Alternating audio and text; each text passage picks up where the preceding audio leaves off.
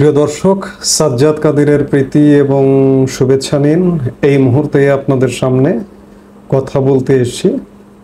পাকিস্তানের সাথে সাথে বাংলাদেশ নিয়েও প্রতি পদক্ষেপে বাড়তি সতর্কতা অবলম্বন করছে ভারত। এই প্রসঙ্গটা নিয়ে কথা বলবো।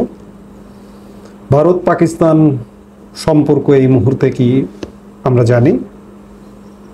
একই সাথে বাংলাদেশ ভারত সম্পর্ক কি গত বছরের 5 আগস্ট পরবর্তী সময় থেকে সেটিও আমরা জানি যে দুদেশের কূটনৈতিক সম্পর্ক তলানিতে, বাণিজ্যিক সম্পর্ক কোনো রকমে আছে, দুদেশের যাত্রী পারাবারের সম্পর্ক একদম তলানিতে। এরই মধ্যে জানা গেল যে বাংলাদেশ সম্পর্কে ভারত বাড়তি নিরাপত্তা নিয়েছে, বা বেশ কিছুদিন ধরেই জানা যাচ্ছে যে ভারত সীমান্তে বাংলাদেশের ব্যাপারে বাড়তি নিরাপত্তা গ্রহণ করেছে। এবং সর্বশেষ যেটি জানা গেল যে বাংলাদেশ সীমান্তের কাছে এবং শিলিগুড়িতে রেলের নিরাপত্তা জোরদার করেছে Bharat. North east frontier railway বলছে গভর্নমেন্ট রেলওয়ে পুলিশ এবং বিএসএফ এর সঙ্গে সমন্বয়ের মাধ্যমে এই নিরাপত্তার কাজ করছে তারা। উল্লেখ্য, এনএফআর ভারতের উত্তর পূর্বাঞ্চলকে এবং পুরো উত্তরবঙ্গকে সংযুক্ত করেছে। এ পথে চলাচলকারী যাত্রীদের এবং তাদের সম্পদের নিরাপত্তা নিশ্চিত করতে ভারত বাংলাদেশ সীমান্তের কাছের স্টেশনগুলোতে বিভিন্ন নিরাপত্তা সংস্থা যৌথভাবে টহল দিচ্ছে। এ খবর দিয়েছে অনলাইন দ্য টেলিগ্রাফ।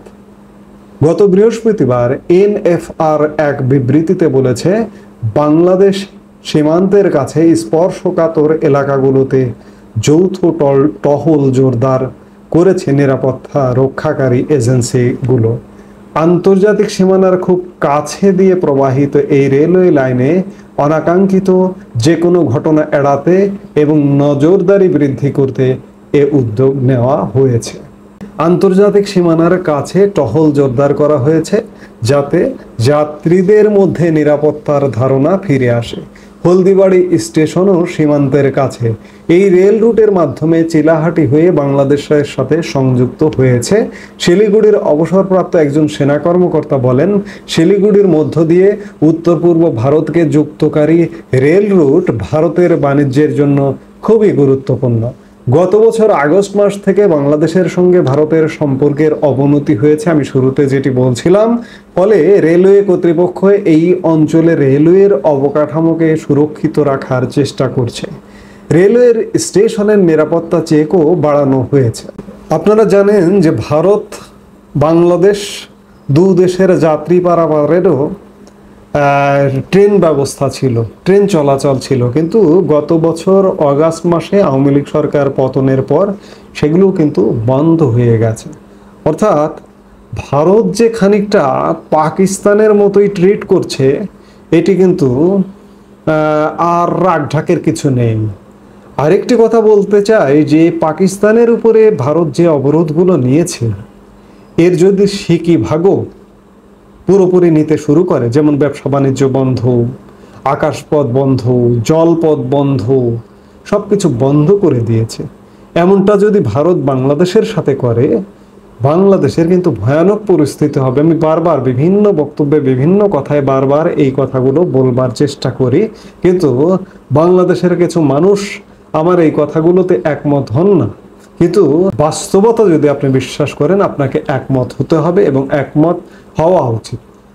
ধীরে ধীরে ভারত বাংলাদেশ সম্পর্কটাও পাকিস্তানের মতো পর্যায়ে চলে যাচ্ছে, যে এর আলামত কিন্তু সুস্পষ্ট।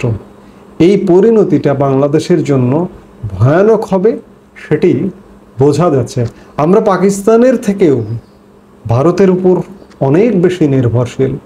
হঠাৎ করে রাতারাতি 3 মাস, 6 মাস, 1 বছরের মধ্যে আমরা এই নির্ভরশীলতা কাটিয়ে অন্য পৃথিবীর উপর নির্ভরতা বাড়াবো, এটি কিন্তু এক প্রকার অসম্ভব।